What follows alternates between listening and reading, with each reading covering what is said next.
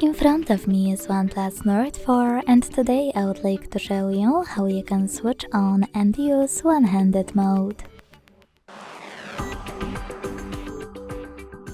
First of all, go into Settings and scroll all the way down. Now tap on Accessibility and Convenience. Select one-handed mode and use gray switcher right next to it to activate it. Then follow all of those instructions to use it. Swipe down from the bottom of the screen to enter one-handed mode.